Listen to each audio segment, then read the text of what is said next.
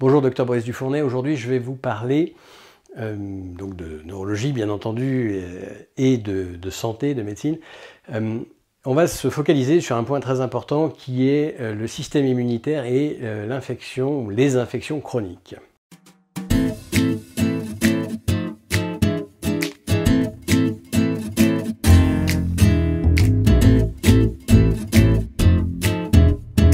Voilà. Alors, pourquoi est-ce que le système immunitaire a à voir avec les infections chroniques et pourquoi est-ce que les infections chroniques ont à voir avec le cerveau?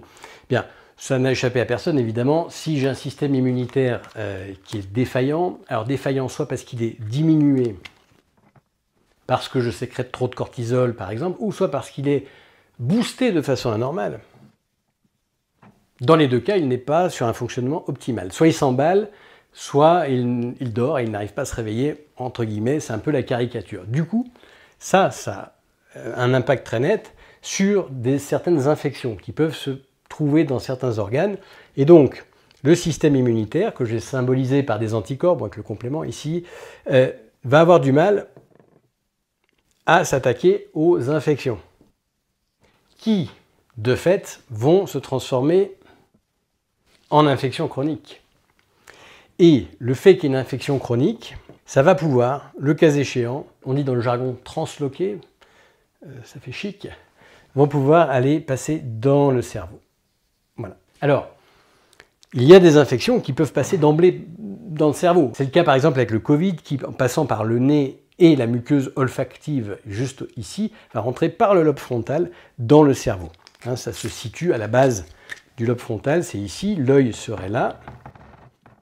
Voilà, je symbolise un œil et des cils, et donc au milieu, il y a le nez et le bulbe olfactif. Et donc ça va dans le système limbique, qui est ce système tout au milieu.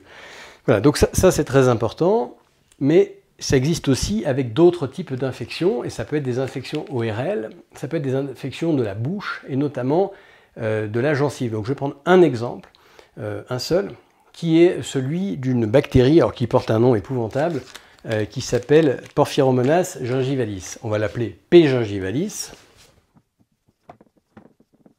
Et P. gingivalis, c'est une bactérie de la bouche, qui se trouve au niveau des gencives. Et le problème est que si on laisse traîner les choses, cette bactérie va agir par au moins 2 mécanismes, peut-être 3, sur le cerveau.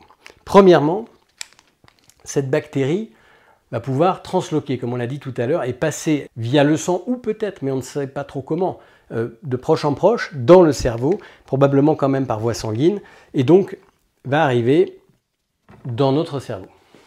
Et là, elle ne va pas entraîner en général une infection très forte, avec une encéphalite, donc, et de la fièvre très élevée, 40, 41 ou au-delà, et des signes très violents, hein, un peu comme une méningite, mais en beaucoup plus violent, et avec des signes de troubles de la conscience, qu'on n'a pas dans une méningite, eh bien, c'est pas du tout ça, c'est une infection légère, latente, à bas bruit. Voilà.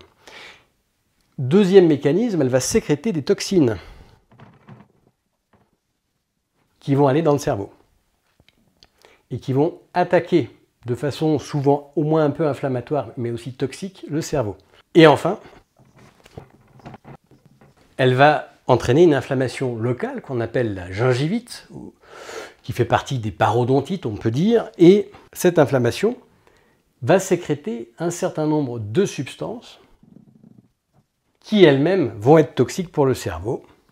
Donc cette fois-ci, c'est l'inflammation qui est toxique. Donc la bactérie passe dans le cerveau directement, elle sécrète des toxines, on va dire, qui sont délétères pour le cerveau, ou bien elle crée localement une inflammation au long cours, une inflammation à bas bruit, qui elle-même, on le sait, est délétère pour le cerveau, mais aussi pour les artères. Ça augmente considérablement le risque de maladies cardiovasculaires. Si vous avez par exemple un rhumatisme inflammatoire chronique, un rhumatisme psoriasique, etc., on sait que le risque cardiovasculaire est très augmenté à cause de cette inflammation chronique qui va entraîner une inflammation des artères, qui derrière va capter les globules blancs, les globules rouges, le cholestérol, etc.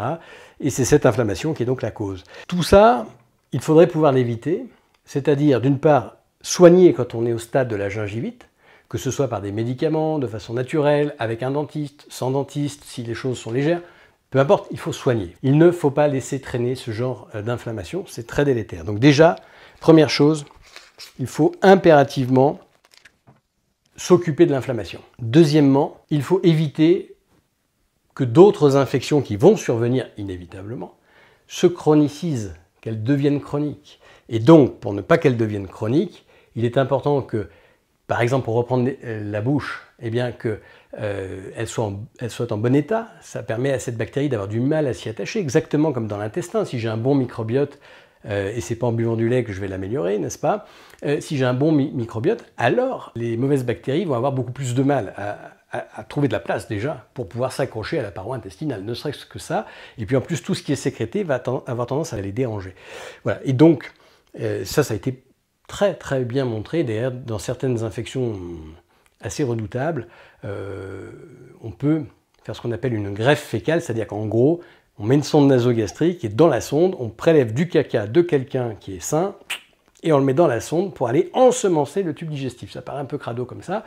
Bon, cela dit, c'est extrêmement efficace. C'est un traitement de recours sans antibiotiques pour des cas très très compliqués, liés notamment à certains types de clostridium vraiment dangereux. Et donc, on en vient du coup à notre système immunitaire.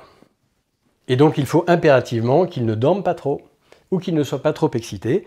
Et on sait que le stress aigu a tendance à l'activer, mais pas pendant longtemps. Donc ça, c'est pas un problème.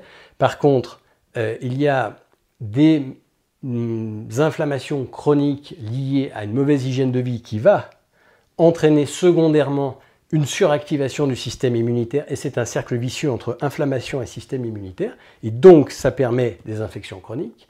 Et deuxièmement, il peut être trop diminué, par exemple parce que je prends certains médicaments ou que je suis stressé au long cours et que mes taux de cortisol augmentent. C'est une hormone qui a un effet, entre autres, anti-inflammatoire, notamment à forte dose. Et donc que ce soit les médicaments, qui d'ailleurs peuvent mimer le cortisol, mais ce peut être aussi des sécrétions simplement inappropriées parce que je n'arrive pas à lâcher prise, je n'arrive pas à dormir suffisamment. Le sommeil permet de diminuer les taux de cortisol. Et donc, c'est par ces biais-là, amélioration de l'hygiène de vie, traiter les maladies chroniques dans la mesure du possible et ne pas laisser traîner une infection à partir du moment où on l'a repérée, et donc ça veut dire être vigilant pour les repérer, et bien à ce moment-là, on évite en bonne partie, jamais complètement, les infections chroniques et donc les conséquences que ça peut avoir, puisqu'on a retrouvé notamment dans le cerveau de patients atteints de maladie d'Alzheimer, on a retrouvé une quantité de germes dont notre Porphyromonas gingivalis, mais d'autres bactéries et virus également. C'est un peu un bouillon de culture. Après, nos organes sont parfois un peu des bouillons de culture quand même, mais il ne faut pas que ça le devienne trop. Voilà, j'espère que cette vidéo vous aura apporté quelques connaissances sur les infections chroniques, le lien avec le système immunitaire et derrière les conséquences sur le cerveau et la neurodégénérescence notamment. Je vous dis à bientôt pour une prochaine vidéo. Et en attendant, brossez-vous bien les dents.